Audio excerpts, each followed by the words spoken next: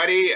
My name is Brady Dale. I'm a reporter with CoinDesk, mostly covering decentralized finance these days. But for my early days of CoinDesk, I was writing about initial coin offerings and various things along those lines, and got involved in writing about Tezos. And so I'm here with Kathleen Breitman, one of the co-founders of the company that created Tezos, Dynamic Ledger Solutions. How's it going, Kathleen? Welcome. Going well, Brady. Thank you. So Kathleen, let's start really broad. I mean, you're kind of, it's only a, 11-year-old industry at this point. Being in for a few years makes you an OG. So tell us, where do you feel like we're at in crypto these days? Oh, yeah, no, I think I have the scars to prove it too. Yeah, thanks. And some of the things that, people say or people were talking about, 5 or 6 years ago seem completely ridiculous now. For example, I remember when I first got into this space full time, one of the most common objections to the infeasibility of smart contracts was that you could never possibly trust an external feed or an oracle. And, obviously that seems silly now because we've got like things like Chainlink, and we've got a bunch of different projects and different corporate entities that are verifying information on chain. A lot of the things that seemed like objections a few years ago are sort of quaint now. And a lot of the arcs that were taking place like 5 or 6 years ago, again, like have fallen completely out of favor and seem kind of silly if you bring them up. And so I think, this space is an interesting one because it has a lot of different narratives attached to it. And it's fun to see the ones that actually last over time. I think right now we're going through a lot of experimentation and a lot of conjecture as to what this is useful for. I don't know what's going to come out in the wash in a few years. Obviously, like I have, conviction about what I think is interesting. And I also think there are some fads going on that I don't think will last. And I'll be happy to be proven wrong. What do you like right now? Yeah, I mean, I think there's a definition of decentralized finance that I really like, that I think will thrive, and I think is what makes this space useful.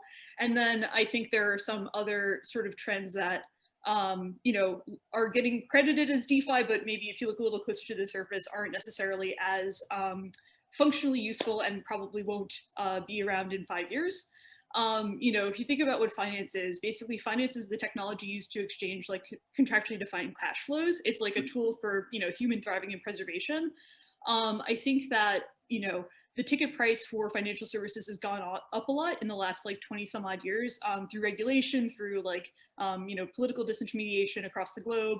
I think that, the most compelling use case for distributed ledger technology, blockchains, whatever you want to call them, is basically a way to coordinate and lower the ticket price for access to these tools. At the core of banking is like maturity transformation, and a few of the other tools and lending apparatuses for this are very much things that can be programmed, and things that if you get enough legitimacy around a cryptocurrency or a smart contract platform, you can really begin to shape and actually make people's lives better. So I think a lot of projects that were pretty early to this that act as lending platforms or act as stable coins and things like that are super provocative, super interesting, and give a lot of food for thought. I think some of the more circular attempts to sort of cosplay finance are less likely to survive. The things that look a little bit more like gambling with Farmville are less attuned and less true to what finance actually is. But again, like time has a way of weeding these things out. Much like it did in 2017, you saw some ridiculous projects that were just basically the image I would use is putting a turnstile in an open field, and sort of a decentralized CRM. Like, why would you ever use a token for an open source piece of technology that's like a CRM? Right. Well, you don't really see those projects around now, but you do see projects that are closer to trying to be money or things like that. The Polkadots, the Tezos, the EOSs, kind of going for that angle. So I think you get a lot of noise at certain periods, and then they tend to filter through. And I think the things that look a lot more like finance and a lot less like finance by another name, I guess, sort of circular gambling, have feet and will stand the test of time. Well, I mean, just to go back on the sort of circular gambling thing, I mean, I feel like it's my role as a reporter to be sort of somewhat open-minded about these things and at least let folks make their argument. And, I did a story on sort of DeFi going from sort of like the MakerDAOs and the compounds, the sort of clear lending that we all understand, to what I was calling, weird DeFi, which sort of started with Yearn really, and then definitely with like Yam and Sushi and all them, sort of the food coins. And Scott Lewis, who's with the team that made DeFi Pulse, he always tries to be really positive and upbeat about things. And his take on those things was that when groups of people come together and are coordinated, it tends to be productive. And so his argument was perhaps being motivated by a set of memes and some invented money that could potentially be worth something is sort of like the regular person's way of organizing around like venture capital. I mean, do you think there's any possibility that that sort of model of lots of people coming together around an idea and finding a purpose could work? Yeah, I mean, I never underestimate this space's proclivity to like have weirdness come into some sort of like oddly valuable proposition. Like even if you look at the early projects that were riffing on or derivative of Bitcoin, Dogecoin, for all of its like zaniness, like actually figured out some interesting ways to coordinate and create value and create a community. It's certainly very popular on Reddit, which is one of the largest hubs on the internet to gather. And so, it's like, what is your definition of an economy? And I think it's getting more and more abstract as the world becomes more, flat, for lack of a better word. And so, the reason I'm really into gaming is because I think, the promise of these cryptocurrency solutions is to like disrupt traditional finance. I think traditional finance has a lot more complexity to it, and games are actually a really interesting way to model economies and get some of the testing for what can be disrupted in traditional finance by using some of the paradigms of like what is it like to coordinate across tens of thousands or hundreds of thousands or even millions of people, depending upon how big the game is, and how do those incentives work. So we're finding that out with a lot of the DeFi stuff, and I think it's going to be just a learning experience. I do think that there's something a little bit in poor taste of like saying that something is like finance when it looks a lot more circular, and it doesn't really model to what people who work in traditional capital markets would assert. I think it kind of blurs the line, and it does not do any favors to the cryptocurrency space, which already has an unfortunate casting as being just a form of gambling for some people. Right. What do you mean by circular? Could you sort of spell that out a little bit more? Yeah, I mean, if I'm using, the definition of finance as, using it to a technology used to exchange contractually defined cash flows, I don't think there's any of that if you're just like popping up a token and then having people bid on like governance mechanisms for the thing itself, hoping to will it into existence. I think that has like less, I think that has less bearing on real life than, for example, like, lending platform. So, I think there's like gradations. Maybe this should be a blog post. But just to put my cards out there, I do think like the things that are almost exclusively self-referential have less of a path to legitimacy. The things that are more replicating, basically like traditional distribution and technology for allocating cash flows. So it sounds like, I mean, this is a critique a lot of people have made of DeFi, and it makes sense, is that underlying a lot of this activity, there isn't any sort of like real wealth that's being created in the world. There's not like a real thing that people want that you're giving people access to. So, and it sounds like that's what you're saying. It's a fair point.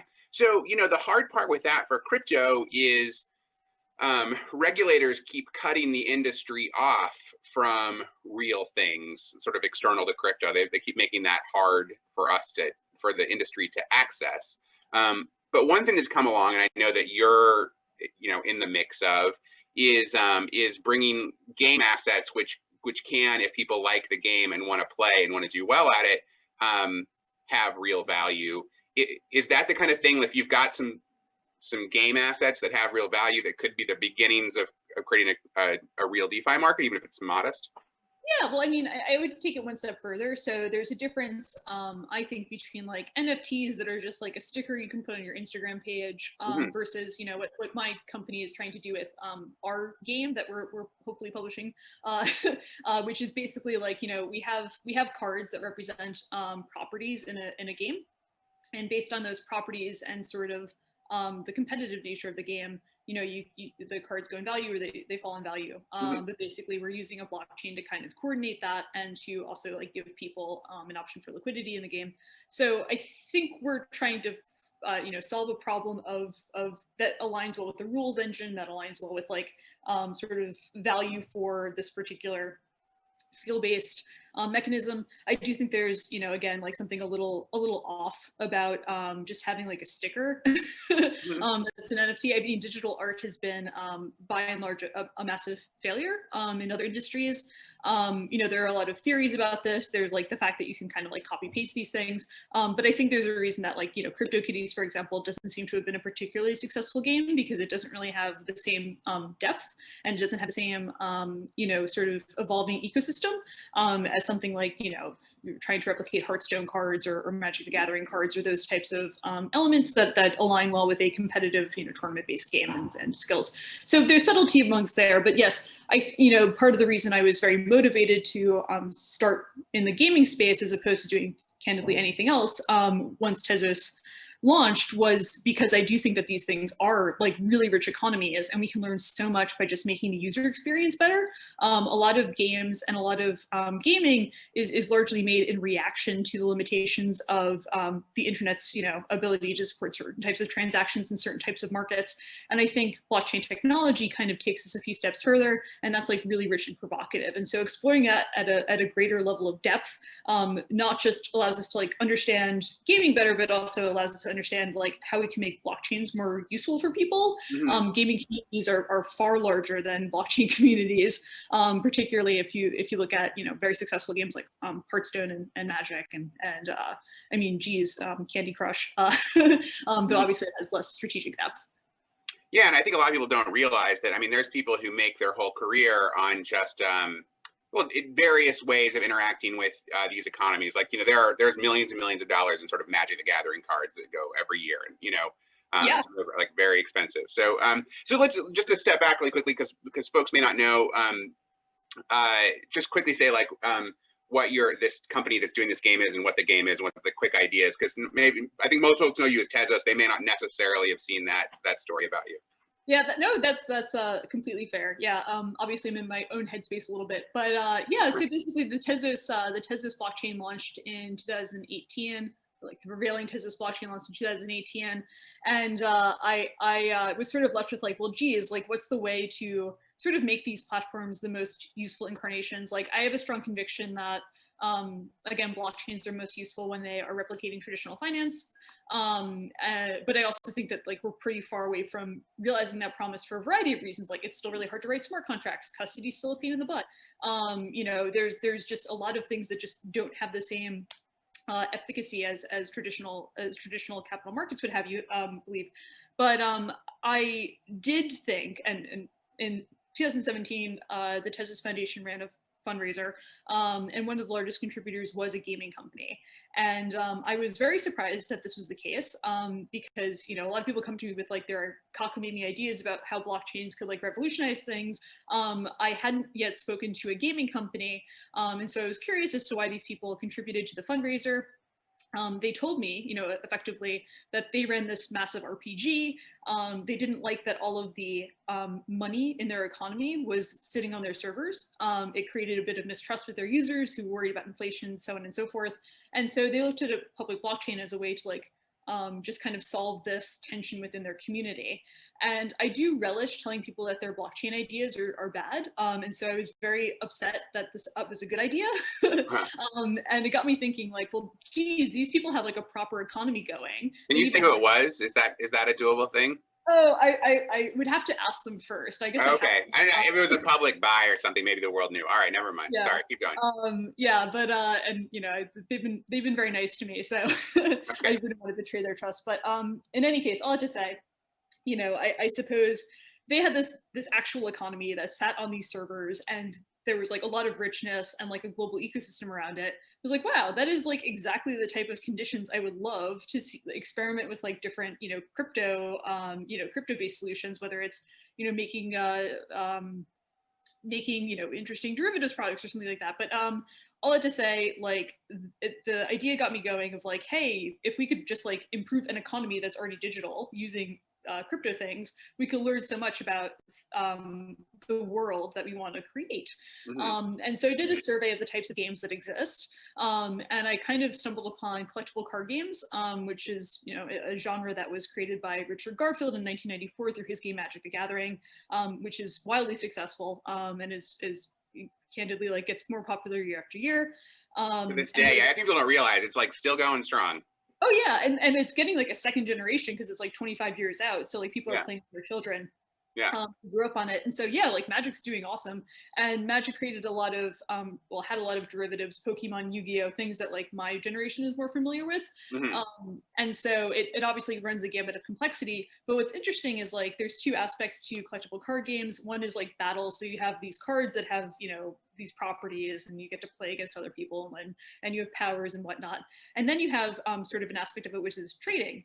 So you kind of want to be strategic. You can only bring so many cards into each battle, and so there are trends and narratives that like rise and fall with that. And so keeping abreast of that and also being current is one aspect of the game. When these types of games were ported to mobile and digital solutions, they came into a lot of problems, specifically with the notion of trading. And so consequently, you have a ton of walled gardens, which purposely restrict experimentation. And I think that's a pity, because if you go to a Magic conference or one of these, sort of groups, almost half the people who are there to play the physical game are motivated by their love of trading and love of moving things around and candidly expressing themselves through their preference for these different types of cards. And so that got me going. And so I thought like, well, geez, that's one way where a blockchain could really like tear down these walled gardens and also like kind of spur the types of experimentation in digital format that physical, implementations of these games had really thrived upon. The one problem was that I didn't know how to make a fun game. So I looked through my Rolodex and I found a friend from New York who was in the Magic the Gathering Hall of Fame.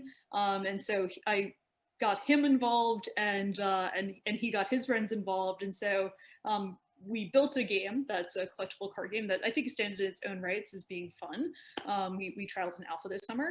And then on top of that, we use a blockchain to sort of coordinate the marketplace for different cards. So we have an initial auction, and then we use a bonding curve to basically have a buy and sell contract. And that is meant to promote liquidity and to allow people to experiment more easily, rather than the traditional model, which is like, you put money down the money pit and then you're able to recover like a very small fraction of your I guess, the money put in. And so we like to think that we're much more consumer friendly, and we are also able to, compete more on the axis of allowing people to experiment and express themselves. Yeah, and for folks who've never been involved in these economies, it is interesting. Like I was involved, I grew up a comic book guy, so to me, like value is just sort of age plus rarity, and it just kind of goes up if it's over time it's worthwhile. But in a gaming economy, things can go up and down pretty rapidly depending on how people are like learning the gameplay or new cards that come along in these like really interesting ways. I went through a little Magic phase a few years ago and kind of learned about that, and it was intriguing to see. Yeah, that you have different concepts, and some of them don't port super well to crypto. Like for example, if Hasbro releases a card for Magic the Gathering and they realize like, oh my god, it's too powerful, they can like basically decommission it or nerf it. With something that sits on a blockchain, you do have a little bit more. It's a little bit more high stakes in some ways. But in other ways, it's a lot easier to coordinate, and it's a lot easier to sort of have this experimentation. What was nice about the alpha that my company released for our first game, Emergence, is like we found card combinations that our co-founders, who are like literally world-class Magic players, like didn't come up with. So it's really like a very open-ended, very seriously intellectually challenging game. And just for folks who are curious about this, it's a game of superhero battles, basically, is what Emergence is, right? Yeah. I think Brady, you're the only reporter who had actually played the first Emergence game, but the IP was something that we sort of got when we signed on one of our co-founders, Brian David Marshall, who has a career in both comic books and games, right? So it's definitely an homage to a lot of his favorite things, and I think the aesthetic definitely appeals to a certain class of person. If anyone out there can get their hands on a copy of the paper version of Emergence, if you like board games, I like it. It's fun. And I played it. I played it just on my own before I knew Kathleen was doing anything with it. I found it one day and I was just like, this game's cool. And I played with other people too. They also liked it. So okay, so let's sort of back up to Tezos a little bit though, and just sort of review. So Tezos is this big blockchain focused on governance. It had a big ICO. Just to odds are probably folks know all that. There was a bunch of legal drama around it. Am I right that sort of all kind of finally got wrapped pretty recently, or is it not quite over? Well, I try not to comment on legal matters, but I think Coinbase did cover that a settlement had been reached between the plaintiffs and the parties at the Tezos Foundation. Okay. So. Well, yeah, I just thought if it was done, you could say like, yes, it is done now. And I did a story about you a little while back about a founder's pledge commitment you made. And a part of the question there was this all getting wrapped up so that dynamic ledger solutions could get by, and then you could go on to this process of following through this founder's pledge. Has that all happened yet, or is that still? DLS hasn't exercised its option yet, so okay. I'm still a poor schlub, but that's okay. And it's just not in any rush. And has your thinking on that pledge evolved? Do you have more ideas about when you do finally exercise that option, what it is you'd like to do, what you'd like to get involved with? Oh, geez, thanks for asking. Yeah, I mean, I when I was in my 20s, I lived in New York mostly, and I volunteered at a lot of places that mostly targeted low income groups and people who were trying to better themselves in some form or another. So I've volunteered at Covenant House, which is a homeless shelter that has a lot of like LGBTQ folks and a lot of young mothers, and basically they try to kind of bring people off their feet. So I'd like to give back to them, and I also volunteered at this group called Minds Matter, which helps prepare like low-income students for the SATs. And so, it's kind of nice when you can put in the hours and see that these people are very decent, and it's even better when you can hopefully write them a check and give back that way. So yeah, no, those are two things I feel really passionate about. And it's kind of good to get that stuff done in your 20s and then hopefully contribute in your 30s. So I'm happy to have made that arc or that transition. Cool. And how do you expect, I mean, I feel like Tezos had a lot of drama from the ICO to the launch, or stories that have been well covered. But since launching, it's been kind of among the quieter blockchains. So how is Tezos going to surprise everyone? Yeah, I think that's kind of our superpower as a community is Arthur and I, for better or for worse, we're pretty satisfied with the way that the mode has gone with the development groups that have come around Tezos. So usually you don't see announcements of announcements, for example. Mm-hmm. There's no big roadmap coming in 2021, and there's no sort of no sort of over promising and under delivering. I think there's a very high tolerance for that from leaders in this space, which is an unfortunate characteristic of it. But I think the mode of Tezos has always been to have progressive developments and progressive innovation that comes to the fore over a very regular schedule. So one of the initiatives I am aware of that I'm not sure if it's been publicly communicated is to get more consistent upgrade cycles going, because there have been a few weeks of missing deadlines every now and again. Obviously nothing too dire, but I think just being consistently iterating is kind of the name of the game. And other blockchains that don't have the same, I guess, dynamic upgrade process have to kind of boil the ocean if they want to make radical changes the way that Ethereum is the obvious one to pick on, and that's not by accident. Like, that's actually something that Vitalik and Vlad have publicly cited as a virtue. Is like, oh, we get to do all these things at once, and we get to kind of have all of the stakeholders going through it in one big foul swoop, as opposed to constantly iterating and having to like solicit for feedback on these things. I think there's probably virtues to both sides, but certainly Tezos has outlined in its position paper, the position paper outlines something that's a lot more iterative. So I think there's a lot of people paying attention to what's going on in DeFi, and there's a lot of people in the Tezos ecosystem who are looking to take some of these initiatives, whether they're stable coins. Dexter, which is kind of the Tezos answer to Uniswap, launched, I think it was like last week.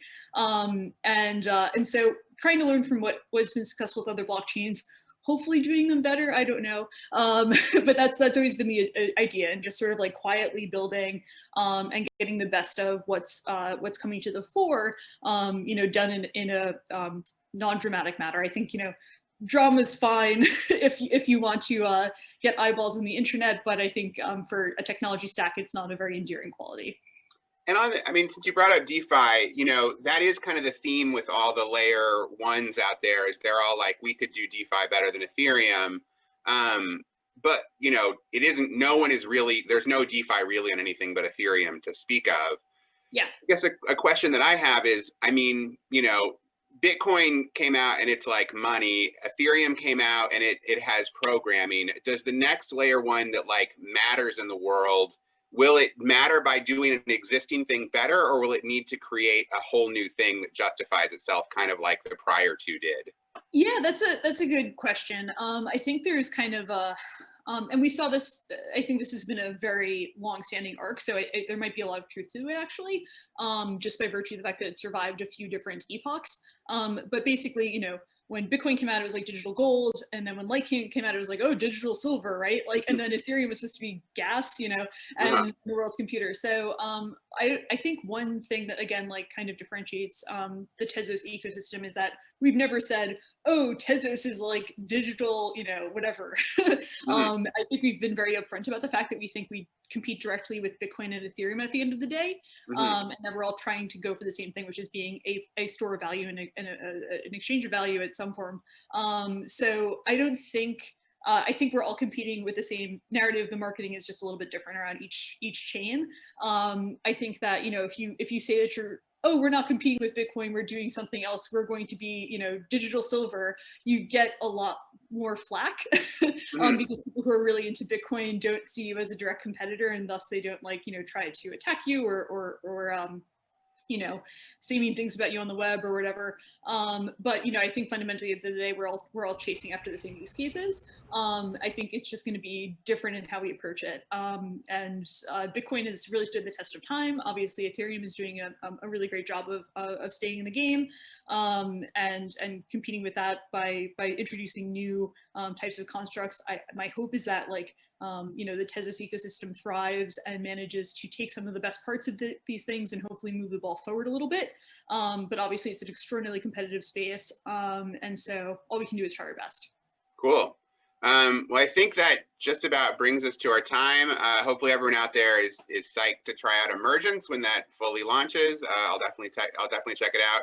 And yeah, thanks a ton, Kathleen, for coming on and talking to me today. I appreciate it. My pleasure. Thank you, Brady. Yeah, peace.